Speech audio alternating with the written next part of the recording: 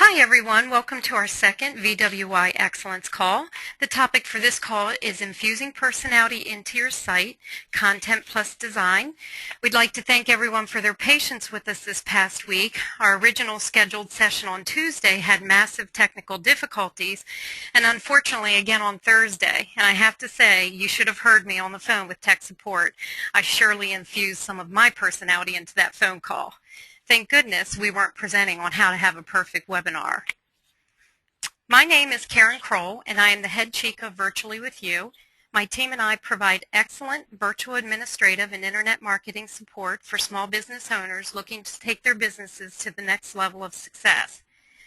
The presenters for our call today are Patty Benton, our resident WordPress wizard and marketing maven, and Paula Dodds, our jargon Jedi. A little background on Patty is that she is first and foremost a teacher. She earned a Bachelor of Arts in Education and then became a certified coach and coach trainer. She specializes in supporting her clients with marketing their businesses, from web design to marketing materials and online newsletters to creating and producing workshops and teleseminars to document preparation. Paula is newer to the VWY team, but has been working with Patty for 8 years. In fact, she was one of Patty's first ever graduates from her VA program.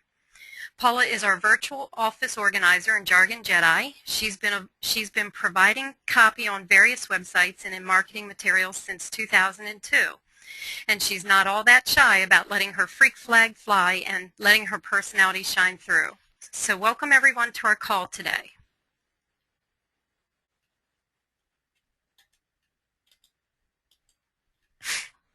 So I wanted to give you all some background on my website evolution. When I first chose my design, I was new to the business world and I needed to get something up quickly. I went with a web hosting service that provided a ton of templates that I could choose from. I have to say I never truly loved my website colors, but it was the closest thing I could find to what I was looking for. The banner that you now see on the old site was not even the banner that I started with. I went through several iterations over the years to make it look more professional and finally settled on the logo that you see on both sites. I invested in a graphic designer to create my new logo, and I tell you, I wish I had known how important the logo was going to be to the branding of my company. I would have done it so much earlier. In the past couple of years, the editing software that was provided for making changes to the site, my old site, that it had changed significantly, and I found it became such a pain in the ass to work with. After Patty and Paula joined my team last year, the conversations began about designing a new website. Paula started talking to me about the copy. She suggested that I let more of my personality shine through. She helped me get comfortable with being less corporate and interjecting more fun into the site using fun language. We started with our titles, like Head Chica for me, Website Wizard for Patty, Jargon Jedi for Paula. Holly on our team is known as the Social Media Sage, and Lisa is known as our Bookkeeping Black Belt. So how fun is that? The next step was to consider a whole new look. There were only two things I knew that I wanted for my site. One was the primary color needed to be what I call garnet. That's the deep red color that you see on the site on the right. The second thing I wanted was a WordPress site. Beyond that, I didn't have a clue what it would look like. And because I'm not a big fan of cartoon-looking websites, Paula and Patty helped me understand how I could be a little bit more fun and quirky and still maintain professionalism. So Patty walked me through the process of figuring out what appealed to me about other sites that I've come across. So what you see on the right side and on the live site is a team effort between Patty, Paula, and me. We had such a blast brainstorming the ideas and creating this work of art that is truly a better expression of Virtually With You. So Patty, I'm going to turn the call over to you now and let you talk about what it takes to create a website design with personality. Great. Thank you, Karen. You know, we've all seen websites with generic corporate speaking looking, industry-specific jargon, and those boring canned photos that you've seen on a dozen or even 100 other sites. But honestly, this is not enough anymore. And as a small business owner, you don't have to try to look like one of the big boys, those large corporations that have all the business, because the cool thing about a small business owner is it's to your advantage to let yourself shine through, because that's who people are buying. When I work with clients, I like to make sure that they're matched up well with the design and functionality of the site, as well as teaming up with Paula to provide great content. And to some extent, the content adds to the design, which adds to the content, which adds to the design. Which is why it's great to work with a design and content team, such as Paula and myself, who have worked together for, what did we decide, 8 years, and not two independent contractors. When you've got a great team behind you, you've got a designer and a writer who are giving each other feedback and helping you brainstorm further on what you're looking for, so you get the best design you could hope for.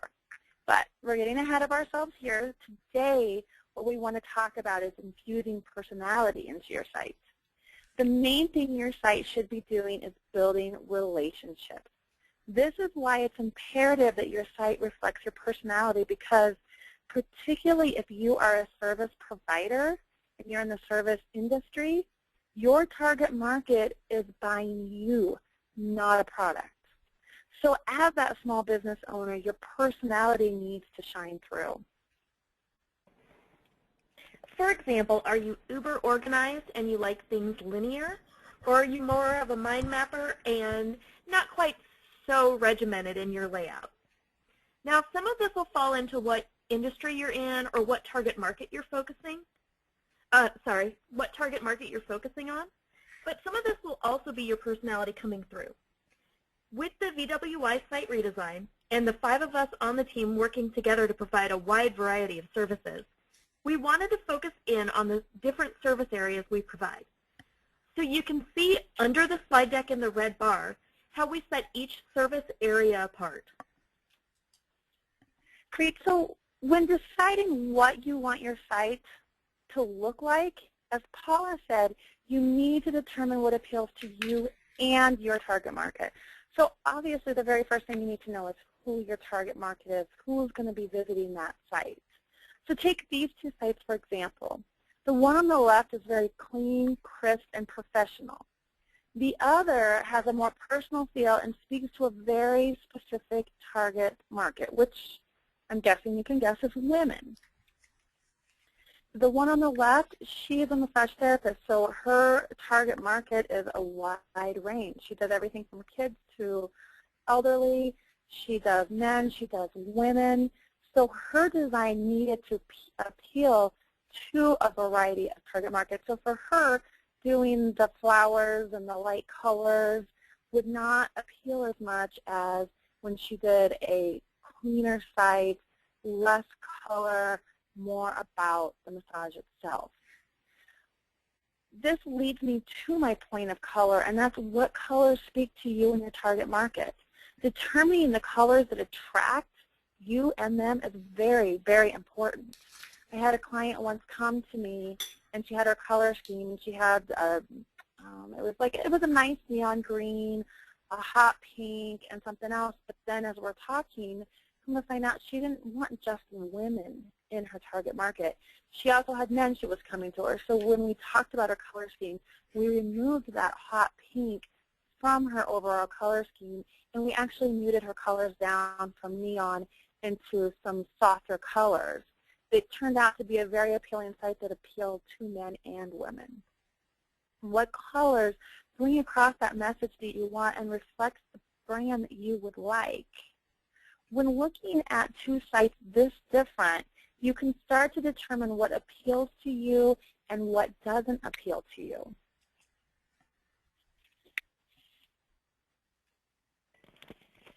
Now, after almost 9 years of working together, Patty can attest to the fact that I love lists.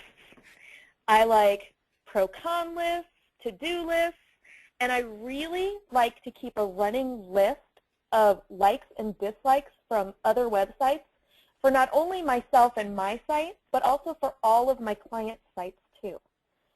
We look at other websites, competitors, target clients, people we respect in other fields, and just keep adding on to this like and dislike list every time we run across something that needs to be added to one of those categories. But when I'm planning a website from scratch or a website revamp, we're going to talk about how to start a likes and dislikes list. Now, as a small business owner, you probably have a list of competitors who have either been in business longer and have more business because they're doing something right, or because they're siphoning off some of your business. Either way, take a look at those sites. Are there commonalities among them that you could differentiate yourself from? Are there any common phrases on them that you want to avoid or you want to be sure to use on your site? And when you're looking at your competitor's site, determine what you find attractive and what you don't. Looking at their layout. Do you like the 2-column sites? Do you like a 1-column site? Do you like your header to flow into your body, or do you like a separated header that's broke out? Do you want your menu on top or in the middle or on the side? Looking at your colors, what colors on there actually appeal to you and what colors do you find repulsive? It will tell you also when looking at colors, you're thinking about your target market, thinking about their site, thinking about their vision. So be really cautious of that too as you're picking your colors. And then your graphics, what graphics are you putting on there? What purpose do they even have for your website? And looking at the other people's graphics can give you an idea of what it is you like or don't like. Pay attention to what you think your target market may like or not like. And that's really key, because just because I love purple does not mean that purple is going to be the best color to use on my website because of who my target market is. And then as you're looking at these sites, you also need to determine what are their sites doing that you want your site to do. So the biggest thing is that WordPress has what we call widgets that we put on the side, and those widgets run all the plugins that we install on your site that makes your site function the way you want it to. And I know sometimes people are like, plugins, widgets, what's that? It basically is what sets WordPress apart from other types of websites, in that developers develop these things that can make your site do amazing, amazing things. You can have social media feeds that takes every time you post to Facebook or Twitter, it actually updates right there on your web page. You don't even have to go in and do it. There's also things that allow your newsletter subscription box to be there. There's the Facebook like button to attract likes. There's the shopping cart. There's just all kinds of different things you can do with your site. Pretty much if a client asks me, can I do this? Yes, probably. We can find a widget that will make your site do it. And so that's kind of the fun thing. So as you're looking at your competitor sites, write down the things that they're doing that you think are really cool. And you know, going back to the whole social media, because I kind of brought up two of those widgets, one of our favorite ways to connect and build that relationship with your customers through your website is to incorporate your active social media into your site with feeds that show your recent posts and a like button for your page. Because your social media should be making a circular motion with your website, so your website should be driving people to your social media, and your social media should be driving people to your website, because both of those are relationship and trust builders. And a key thing that people are going to see when they go to your site and they see that social media post is that you're not somebody that was around 3, 4, 5, 10 years ago. They're going to see like, hey, she posted last month, or hey, he posted yesterday, so he's still really active. I actually had a virtual assistant tell me she just signed a client, and as the client was speaking to her, she said, you know, there was one thing I really wasn't sure if you were in business or not, because you hadn't posted anything on your Facebook page since like 2012. So that tells you that your target market is researching you, looking at you, and so you want to keep those two revolving. And you know, we also have an amazing social media person. If you're like one of those people that breaks out in hives thinking about social media, we have an awesome social media person on our team that can help you with that. You know, and then again, just thinking, what else do their sites do? I had a client come to me that sent me a site and said, I absolutely love the exact steps this website takes to register an event. I love this, this, this, this, and this. I mean, literally the whole thing. I want my site to do that. And so that was a very clear picture for me as a designer to say, okay, we've got to figure out how to make it happen in this exact sequence. What did they use? How did they do it? But for her, that gave her the clarity of what she wanted. Also, looking at your competitor sites, do you like the flow? Again, sometimes that's even just about the placement of the menus or what pages do you actually show in the menus, and where do you show the menus, and how do you show your blog posts. You know, they're all things that you're looking at and adding to your list when you're looking at that. If you are sitting there clicking around on your competitor's website and you can't find things, that's a big thing. Like people are like, oh, I hate this site because I can't find this, this, and this, and this. So you need to use that to help you figure out where is their flow breakdown and how do you want to make sure you don't have that same breakdown. Again, in all your research, it's important to determine what fits your personality. Now, there is such a thing as too much personality on a business website. We love showcasing Karen as our fearless team leader and head chica, but we don't necessarily want to feature that she's not exactly a morning person or that she's a goofball. You want to make sure you get the you across on your website, but maybe leave out some of the graphic details. But always, to get the right image across, try to use as many original photos of you, your team, if you have an actual storefront, brick and mortar business, or anything else that sets you apart and is original to you, try to use those on your site. Now, on the VWY site, as you can see here with Karen's bio page, we've updated her title and inserted a headshot. We've also updated her bio to include more personality. And this also leads back into Patty's point about selling yourself as a small business owner in order to build those relationships with your clients and your potential clients. While most of us are virtual, it's hard to get that same connection with our clients. Original photos of you are imperative in order to get that face time in. And your About Us page or your bio page should reflect your personality the most. Feel free to put the most of yourself into this page. If you're a straight business person, then focus on your path in your business. If you're more touchy-feely or don't keep as strict boundaries with your clients, then include some personal things about you. You don't necessarily want to have a family photo up on your bio page, but you should feel free to talk a little bit about your family. In my professional bio, I share that I'm raising my 3 daughters, and we have an adorable little beagle who we've named Cujo. And I think it's important to reiterate some of what we've talked about in building relationships through your site design, as your site really is one of the first things your target market will experience in the early stages of your relationship. Thanks, Paula. And, you know, one thing I want to add, too, as I dig into this is that it's not just the virtual businesses that are building relationships through their websites, which is a misconception of a lot of our brick-and-mortar businesses that come to us. I just read an article recently that said as of 2011, 78% of consumers are checking out businesses before they go and purchase from them. And these are brick-and-mortar businesses they're talking about.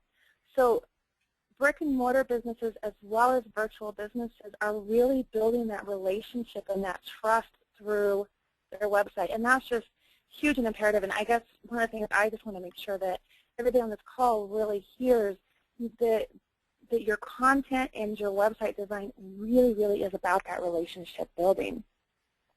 So some of the ways that we have talked about so far in doing this, and just kind of going back to that, is, again, that color scheme.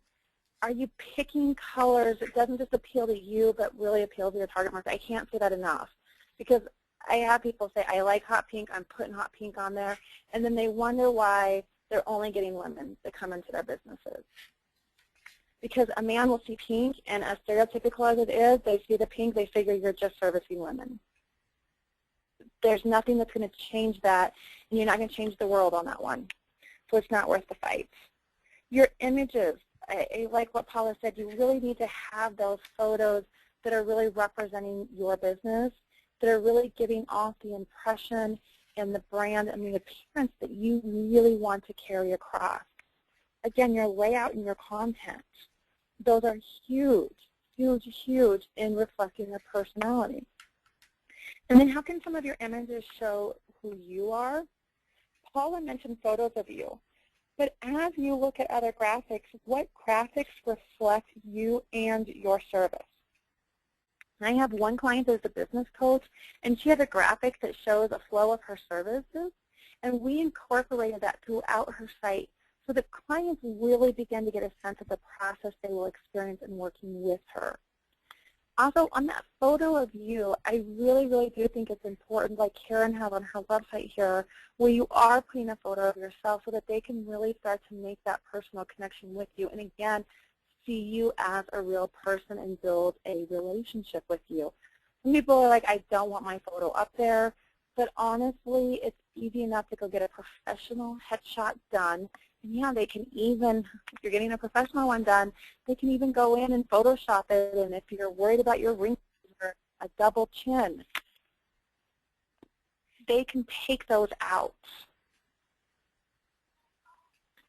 Your social media on your site showing your recent posts and the like button for your page is another great way to continue building that relationship, showing your personality, letting people know who you are. And then the other thing that we haven't really talked about is the giveaway. Without giving away the farm, you can give away something to build that trust. And when you're doing this, tying your giveaway to your newsletter is a great way to build your newsletter list. And a giveaway can be anything from a 2 to 3 page white page paper to a mini ebook. It's something that just educates them more on that service or product that you're buying that, again, is building that relationship. And it's also a great way to build your newsletter list. Now, some other ideas for including more of you in your website is to take advantage of video software and start putting how-to or training videos on your site to show off your expertise and get some real face time with your clients, because we all want to buy from the expert. And so the more you can let them see your knowledge and your expertise, the better relationships you're going to build with them.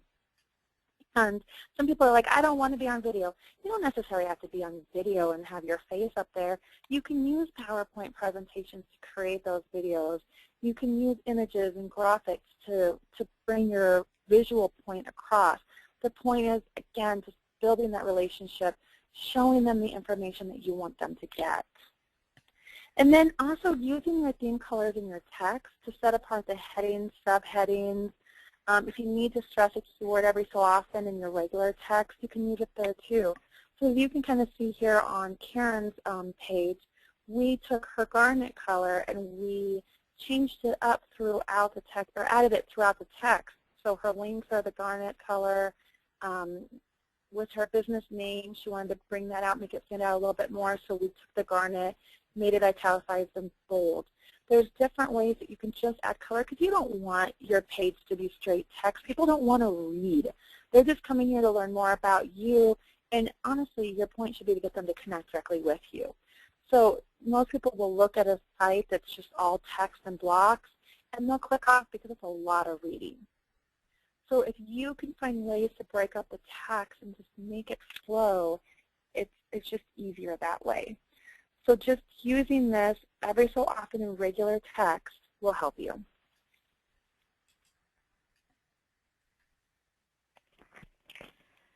And our last point, well, I guess I should say my last point, I'm sure Patty has a few more, is really, truly the most important one that I can stress.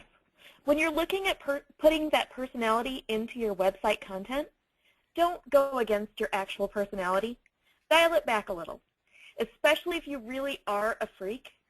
But if you're not a funny person, don't try to insert humor into your website content. And if you're a super funny person in real life, don't try to be too serious in your text. And I'm a firm believer that most people can write great content once we get in there and polish it up a little bit. When I talk to clients on the phone, I write down phrases that they use when talking about their business, their clients, and their lives. And then I try to use those and reflect those on their website and in their marketing materials. You know, and I'm going to go with you on this one too, of allowing your personality to shine through, but also paying attention to how much of you is shining through. I think back to that picture of Karen, those pictures of Karen funny. You know, these probably aren't ones that we would want to pick to put on your site. You know, with your design, many times a lot of people want to put a ton of graphics in their site, but oh, I really like this and I really like this. And graphics are great, but they've got to have a purpose. and they have to have a meaning. They have to have a reason to be there. They can't just be there because you want the page to look pretty. There needs to be some point and purpose to them. They also should really reflect your audience. If your site targets business women, then having a man holding a briefcase probably won't resonate as much as one with a woman holding a briefcase would. And also, only in rare instances do I suggest cartoon images, and those really are for that special website that the cartoons are just going to bring the personality of the website, the product, the service to life. This slide is a perfect example of when it's okay to use cartoons to bring across your message.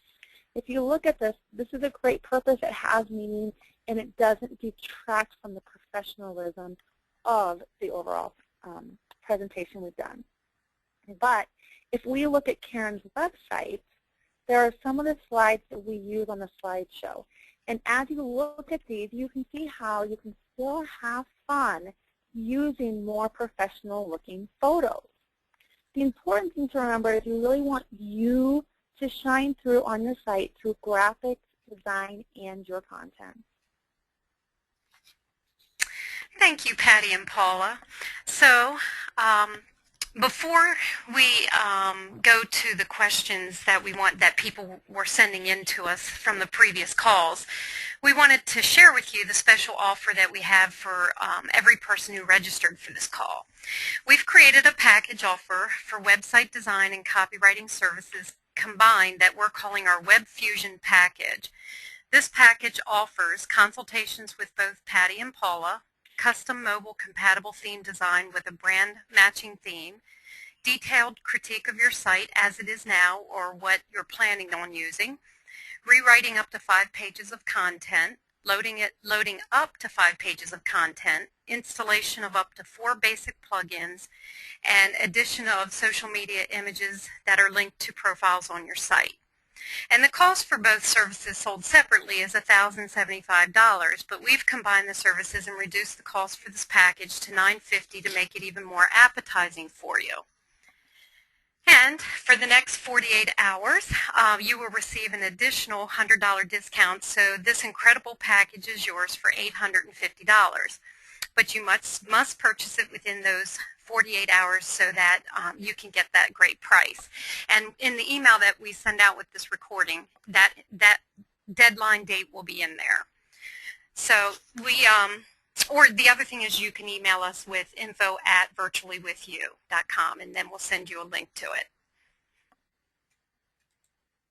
So let's move on to questions that have been emailed in for Patty and Paula.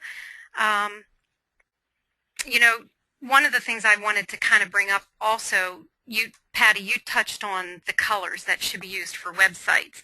But I guess one of the questions is, I mean, in addition to that, because that came up as a question, like which one is a good one, and I think you elaborated on that well, but which ones would you want to avoid? What would you tell people like are just god-awful colors they should stay away from? Some god-awful colors. There are a few.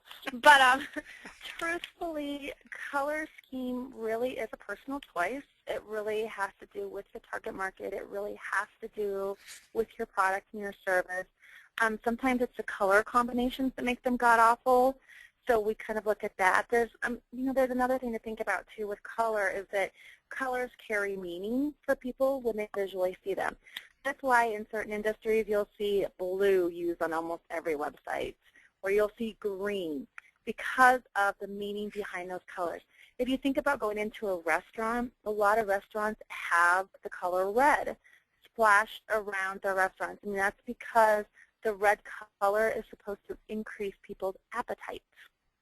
And so that's why they use red, or at least that's what I've heard. So those are some of the things that we think about when we think about the meaning and the feeling that you want your clients to have. Then it comes down to what color best is going to represent that feeling and that meaning and still be attractive to you. You also want to think visually for your clients. People like me can be triggered with migraines based on color comparisons and colors together. And like sometimes if it's a black on white or white on black and it's like a very overpowering, that can trip a migraine. So you want to make sure that people can actually stay on your site, because there are sites that I will click off of. Sometimes that neon yellow on black or neon green on black, oh, I can't even look at those sites. So you really are thinking visually appealing, what's the meaning and the feeling that you want behind your colors, and then what's attractive. Absolutely. I'm picturing some of the sites I've come across that are black with white type, which makes it really difficult to read. So that's a good point. For Paula, there was a question. If you don't always have the cleanest of language, what is okay to include in the copy on your site? Sure, and I have clients that have, I'm not even sure how to put this, have saltier language that they use in phone calls with me, and I've gotten this from them because they want to make sure their personality is coming through, but they don't want to turn anyone off with that either.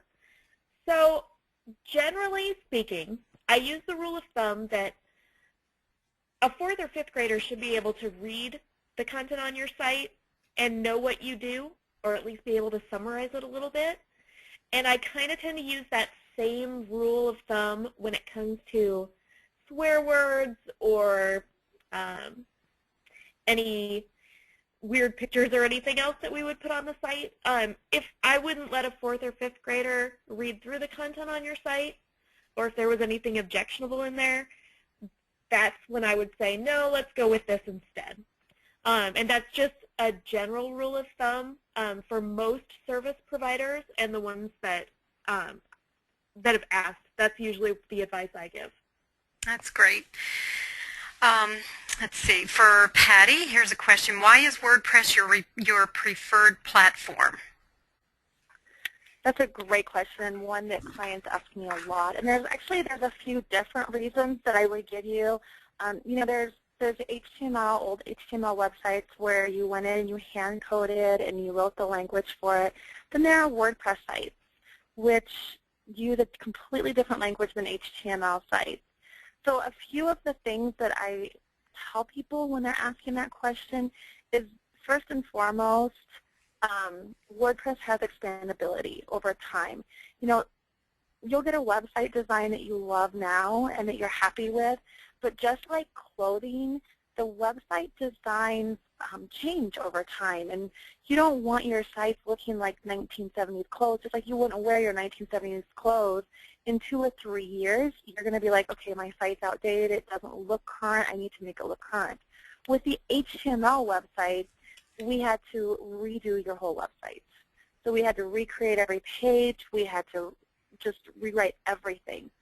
With a WordPress site, we just go and we redo the design, and with almost a push of a button, and there's a few tweaks we have to make in the content and stuff, but with just a push of a button, we can replace that template that you had up there, that design you had up there, with a whole new design, and then just go and make sure that all of your text is showing up correctly with the color schemes that you want and the fonts that you want very easily. And it's a lot cheaper to change it. I just did a over 60-page HTML website where they needed changes to just their menu. But I had to go in by hand on every single page and do the coding for each page in the menu. That cost them a lot of money to do. Whereas if they just had a WordPress site, it would be a click of a button on that menu and it would be done. So it just makes updating the site easier. And also with updating it, WordPress is pretty intuitive for those who are computer literate. So a lot of my clients say they don't like the websites where if they see a spelling change or they just want to go add a sentence or kind of change a sentence around a little bit that they can't get into. And so one of the things that I like about the WordPress site is my clients can typically get in there and do little stuff. They don't have to wait for me to be available. So if I say I can't do it for 2 days, but they need it done that day, then they can just go in there and make those changes. Another reason is because it's such a popular platform, all the developers are developing those plugins that make your site expandable. So a lot of people, when they start out with their website, it's really kind of a brochure website. It's just up there just to give people more information and begin building that relationship. But as their business grows and develops, then so does their website, and they need more functionality. They need more pages. Maybe now they need the shopping cart. maybe they didn't have social media going when they first set up their website, and a year later, now they're into social media. They want that social media added. And who knows where web and the functionality of websites is going to go in another 2 years.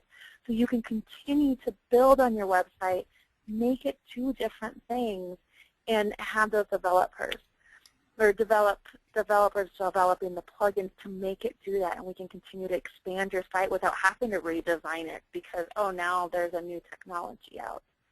Another thing is the search engines love your website, and they love WordPress. They love the code that WordPress is written from, and because of the easiness to keep it updated, WordPress sites tend to be more updated sites, which you want to keep the search engines coming back to you through rewriting your content, through adding new content, blogging. WordPress was originally developed as a blog platform.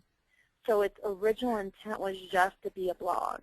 And then as people really started loving the blogging, as well as seeing that Google and all the other search engines love those blogs, they created the functionality of it to make it your website as well. And so they love the code, they love the way it's written, and they love that you can update it on a regular basis. So it's really, really good for your search engine and your search engine rankings to have a WordPress site. Now, don't get me wrong. There are a lot of things that you have to do to keep your site ranking in the search engines, and we don't necessarily offer that. We do have people we know that do. And it's not just that, oh, we slap up a WordPress site, you're going to be #1 ranked. There are things that you have to do, but it does help. There's plugins that we can add that help. There's things that we can do on the back end of your site that will help you with that ranking. Great. Thank you. Okay, so one of the last questions that we have is for Paula. What are some of the mistakes that people make in writing content? Sure. And for website content, I actually wrote an article in the VWY ebook about this, so I'm just going to hit some of those points. For any web writing, I've seen people who like to use run-on sentences, lots of commas and semicolons and hardly any periods, and they run on and on with these long sentences, which lead to even longer paragraphs. And for web writing, it's so much better to use short sentences, and honestly just use bullet points as much as you can. Most people just read and scan online instead of reading in depth. Another mistake I've seen is text choice. Using, what's the phrase, using a $10 word when a penny word will do or something like that. Just using those big fancy words when plain speak will work just as well and doesn't make anybody who's reading it feel too stupid. Writing out long lists within those paragraphs that seem to go on and on for miles instead of using bullet points. Another mistake, and we actually had this one on a slide, what we did to fix it. If people use just one color or font or size for the whole page, instead of breaking it up, putting your titles a little bigger, setting keywords or headers, subheaders, any of those apart in a slightly different color, font, anything to kind of break up the page and just make it easier to scan through easily. And since we're talking about infusing personality, the top mistake I've seen for web writing is just not letting your passion for your business through. As small business owners, we're all here because we really fell in love with what we do. So not letting that show through in your content is really a recipe for disaster. Thanks, Paula. It occurred to me when we were talking earlier about using original images on the website, Patty, I think it would be worthwhile for us to mention that these images need to come from legitimate sites like iStockPhoto. I actually get some from a online service called CanStockPhoto, and you can shop around for good rates on them. But I'll let you speak to it more, but I just wanted to share a little bit of my story. I actually almost well, not almost, I did, I guess, break that copyright infringement rule with a client's site, but I did it completely unknowingly. It was just out of some ignorance of mine, kind of an assumption that about how to use the photos, and then I was contacted, or my client was contacted by the site, and we had to take them down immediately, which we did. We didn't have any problem fixing the mistake, but it's just so worth mentioning that the photos have got to be either something from a legitimate site where you've paid for them, or also they could be your own photos that you've taken yourself. Do you want to add anything to that, Patty? Right, and there's lots of sites that do it for very inexpensive. People think getting royalty-free images is expensive. It's not. You mentioned iStock. I think you said Can Photos. Mm-hmm. CanStock. Yes, and Fotolia is another one. It's really, really crucial that we respect the work of the artist that created these graphics, and we credit them, because you can get fined for using other people's, and it's the same for content. You know, if you see content you like of somebody else's, you need to get permission or give credit depending on the scenario. And this is where Paula and I can really step in. One of the things I ask my clients when they start giving me graphics is where did you get them?